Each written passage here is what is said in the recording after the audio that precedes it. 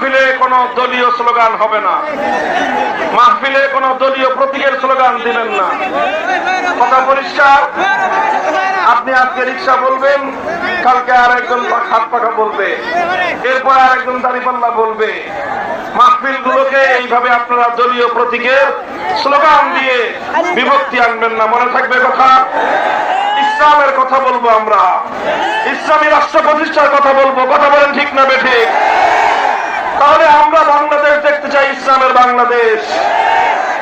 ইসলামের বাংলাদেশ দেখার জন্য কাজ করতে হবে। কাজ করতে রাজি আছেন তো? মনে রাখেন, শুধু স্লোগান দিয়ে ইসলামের বিপ্লব হবে না, শুধু বক্তব্য দিয়ে ইসলামের বিপ্লব হবে না। ইসলামী বিপ্লবের জন্য আমাদের প্রত্যেককে ঘাম ঝরানো পরিশ্রম করতে হবে। ঘাম ঝরিয়ে মেহনত করবেন তো? এরপরে চোখের অশ্রু দিয়ে আল্লাহর সাহায্য চাইতে হবে, চাইবেন তো?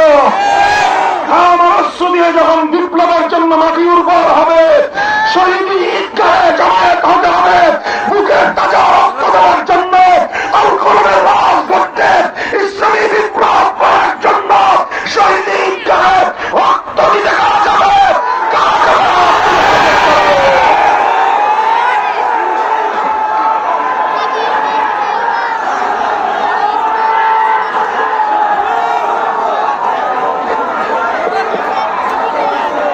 এটা কি শুধু মুখের কথার কথা না শপথ?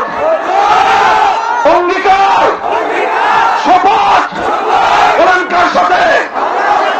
বলেন কার সাথে?